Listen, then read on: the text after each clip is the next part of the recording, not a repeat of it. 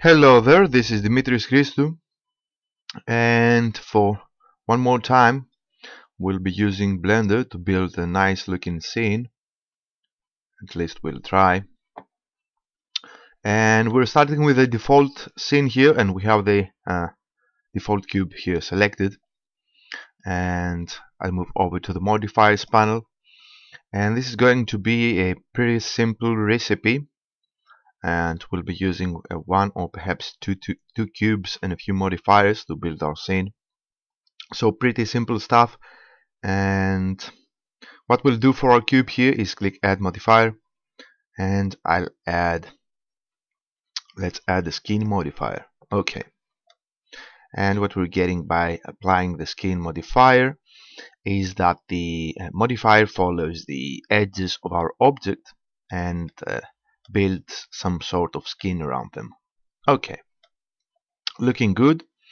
I am collapsing the skin modifier and click add modifier, and we'll add a subdivision surface modifier. Okay, looking good. And I think I should increase the view subdivisions to 2 just to take a look, and I think it looks pretty nice. Now what I'll need for my scene, and I'll hit 7 and to switch to top perspective, and then 5 to switch to top ortho. And what I'll also use for my scene here is an empty, and I'll hit Shift A and add empty, and let's add some plain axes. And now I'm clicking my cube again, and I will add an array modifier. And we've seen the array modifier before. We have a count of 2 for the array. We have 1, 2 objects, and they use a relative offset of x set to 1. But we don't want to use a relative offset, so I'm going to uncheck this one and check object offset, and click for the drop down list here and click the empty.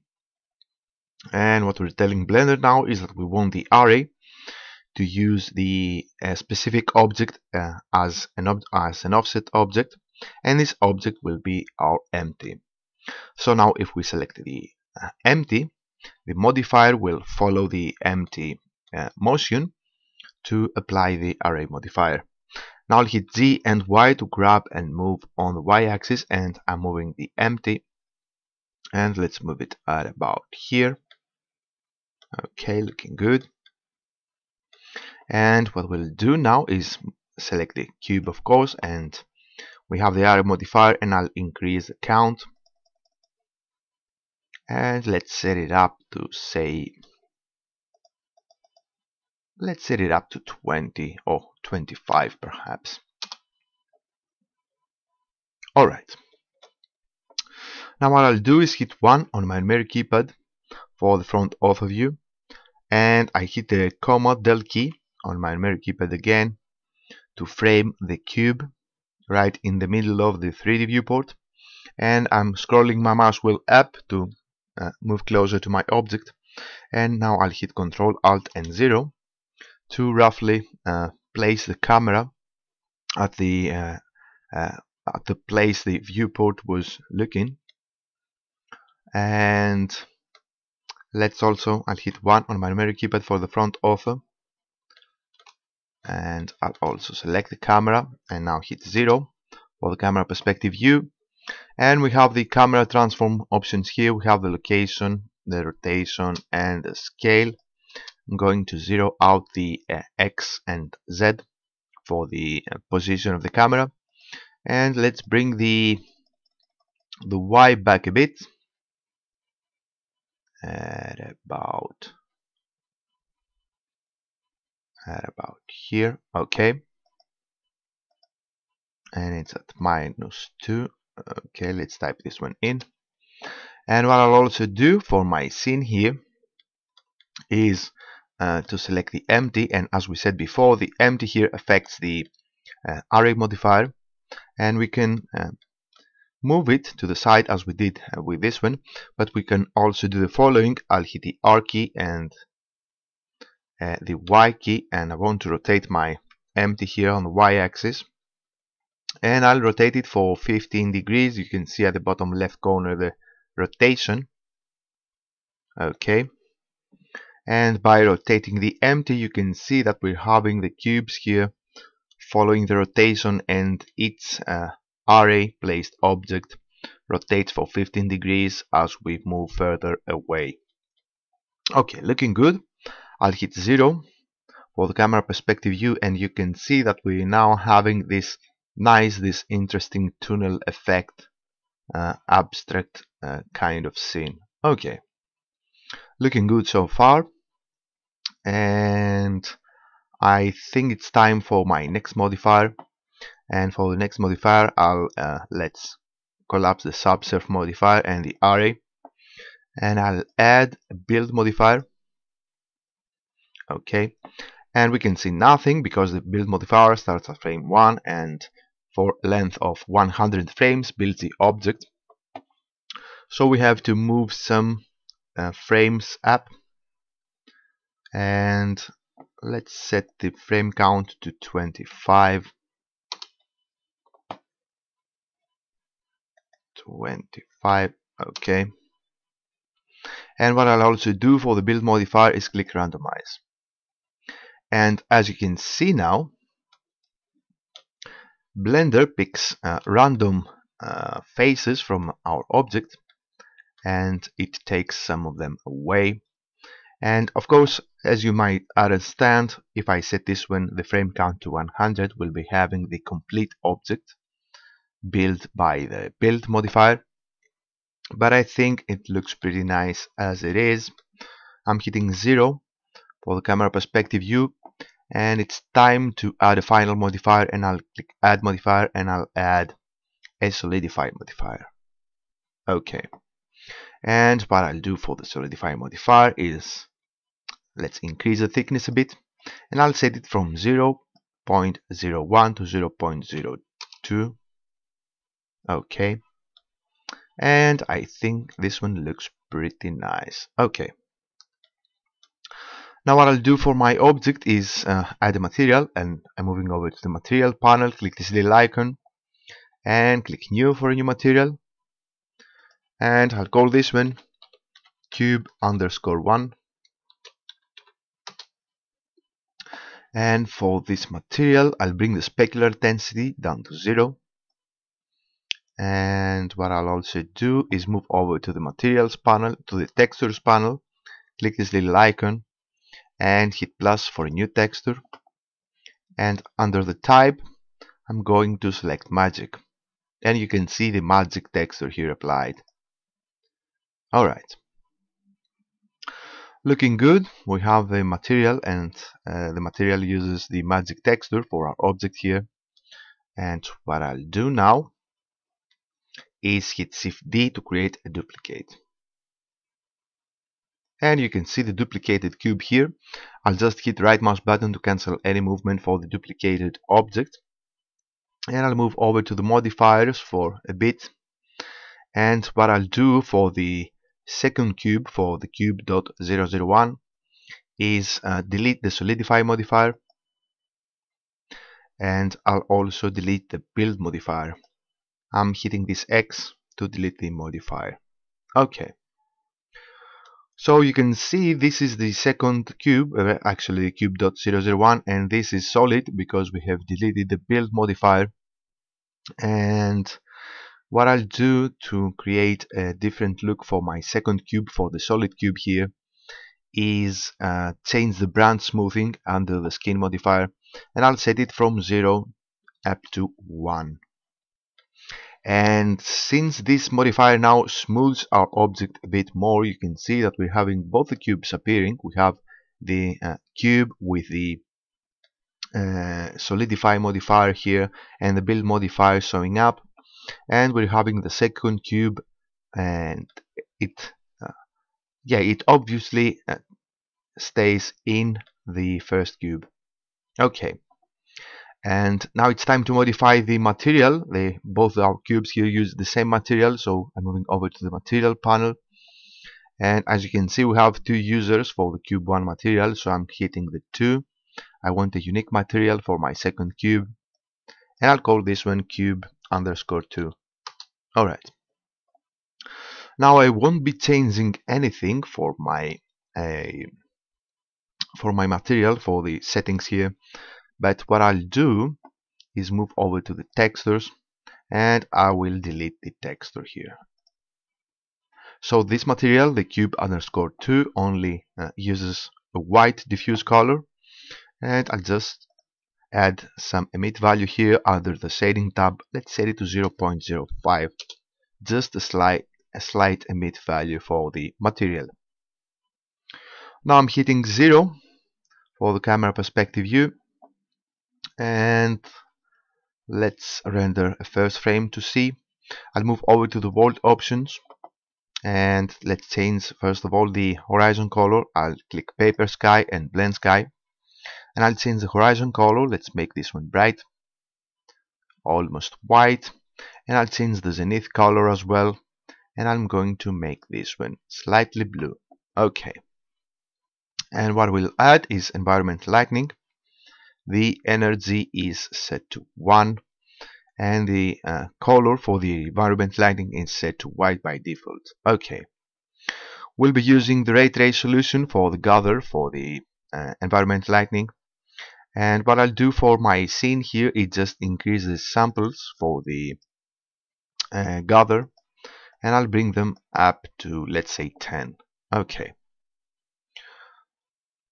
I think we're ready. Let's take a look. We have the lamp here. Let's select the lamp.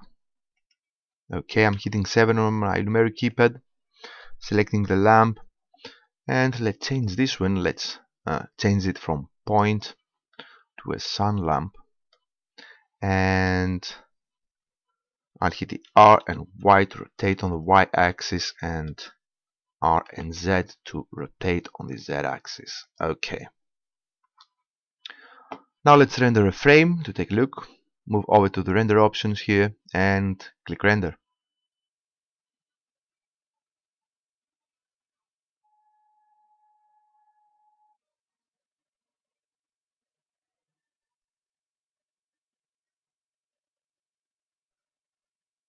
And as you can see, this one looks pretty nice. Okay, now I'll do just two things. I'll hit the escape key to move back to my 3D view, and I'm right clicking this frame to select the camera, move over to the camera options and change the focal length. I'm going to change this one from 35 down to, let's say, 20. Okay, and what we can also do here is move over to the render options, and let's move over to post-processing. Okay, and click edge, and I'll increase the threshold value here. Let's take it from 10 up to, let's say, 100 or perhaps 150, and let's render another image. Take a look, click render,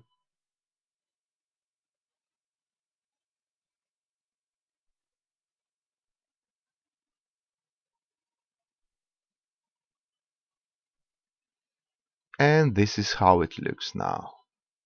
Okay, now of course, if you don't like the edge effect, you can uncheck edge and get rid of it, but I think it looks pretty nice. Let's see render an image without the edge effect.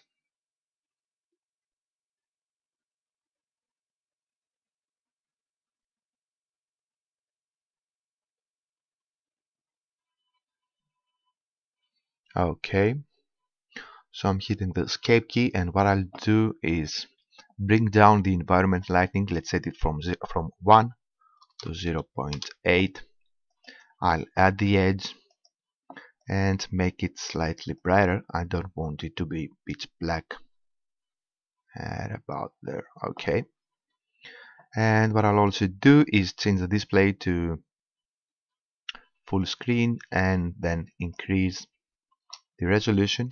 Let's take a good look, and we have to wait a bit. Okay, it's taking some time to render, but it's pretty fast.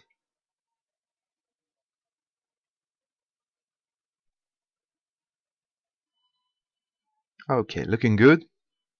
And I'm now hitting the escape key. And what we can also do here is add some depth of field.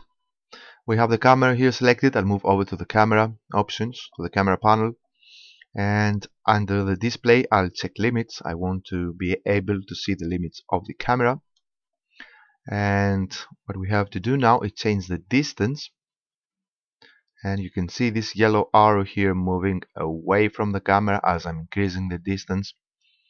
And let's set it. I hope you can see it. It's right here. Let's set it from 5.3 to 6. Okay, I think we're good at about there. And I'm hitting 0 for the camera perspective view.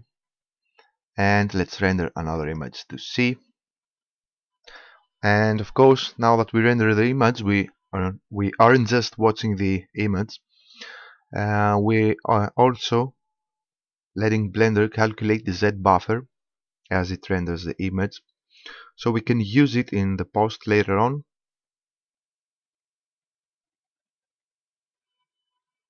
Okay, looking good.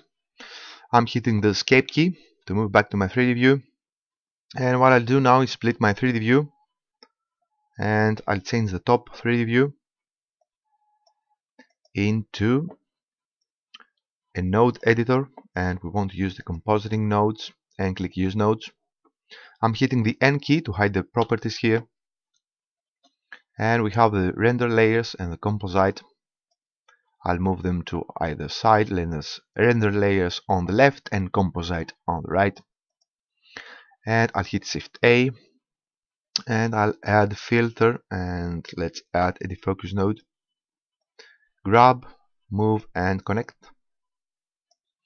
I'll be using the Z buffer for this one, so of course you have to take the Z buffer from the render layers output and make it an input for the defocus node.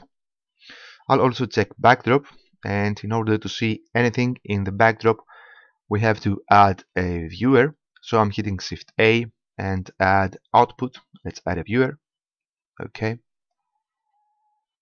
and for our viewer here, let's take the output of the defocus node and make it an input of the viewer. Alright, so we're using the Z buffer, and I'll uncheck preview, and all we have to do now is change the f-stop value here to see the defocus node kicking in our image. Okay, and while my cursor is over the composite nodes, I'm hitting Control up for getting the compositing nodes in full screen, and you can see the image here. You can see how it looks. I think we could now add, I'll hit Shift A, and let's add filter. Let's add a glare node. Let's connect the glare node as well, and I'm going to change this one from strakes to fog glow, and I'll bring the threshold down to 0.9. let's see, 0.8, and I want just a slight bit of glow added to the scene.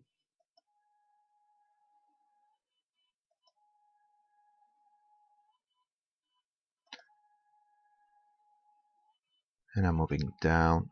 Okay, I think we're good at about there. Okay, moving this one as well, and finally I will hit Shift A, and let's add distort, a lens distortion node, and again connecting this one, and click projector, and or perhaps not projector, just fit, and I'll increase the dispersion value here from 0 to 0.05. Okay, and you can see how our scene looks right now. Okay, looking good. We're having this nice sense of depth, and I think it looks pretty nice. Now we can also do, and I'll hit Control up to move back to my Blender interface here. And what you can also do here is create a nice animation. But before doing so, what you have to do is select the outer cube and this is actually the first cube, and move over to the modifiers. And if you want to create an animation for your scene, you have to apply the build modifier, because as the frames will move on, the build modifier will keep on adding faces to our object. So this will affect the animation. It won't look the same, the object won't look the same through the time changing. So what we'll do for this one is apply the solidify modifier, click apply. Okay, and wait a minute. I think it looks slightly odd. I'll hit Ctrl Z and I'll just delete the solidify modifier and then apply the build modifier. And this one looks slightly odd. Let's hit Ctrl Z again. Oh, we'll do the following. We will apply the skin. Let's see. Hope it'll work that way. We will apply the subsurf modifier. We will apply the array, and we will also apply the build modifier. Okay, looking better now. And what I've done here is applied the modifiers from the top down, and that's the way to keep your object a bit more stable when you want to apply modifiers. So what we can do now is I'm right clicking to select the camera and hitting 7 for the top ortho view. What we can do now is, while the camera here is selected, I'll hit Z and Y to grab and move on the Y axis. Let's take a closer look. Z and Y, move it at about. Let's take a look through the camera. I'm hitting 0 for the camera perspective view, and let's change the location here for the Y axis. Let's set it to 61. No, 62.5. 62.7. Okay. And what we can do now is hit the I key, or perhaps move back to frame 1, and then hit the I key to insert a location rotation keyframe. And then let's increase the amount of frames the animation uses here. We have a frame rate set to 30, and I'll set the end frame to be, let's set it to 600. And what I'll do now is move to the final frame, to frame 600, and then I will move the camera. Let's set it to -2 or perhaps -3. Okay, and now I'll hit the I key and insert a location rotation keyframe. And I'm adding a location rotation keyframe because you might want to add some extra motion. You might want to add some camera rotation, but for this one, for our example here, I'm just keeping the motion through our objects. Okay, now let's render another image to take a look. Let's render this one, and of course, for your entire compositing nodes result to appear on your render, you have always got to take the output from the final composite node and make it an input for the composite, and then render. Let's render an image to take a look. And as I'm saying to pretty much every tutorial I build, feel free to experiment. I'm pretty sure you can create lovely renders, lovely results using this technique. This one looks pretty nice. You can always increase the samples for the environmental lighting to get a smoother image, but I think it looks pretty nice as it is. So this is it. I think it looks pretty sweet. I'll be rendering an animation for you to see. This is Dimitris Christou, and thanks for watching.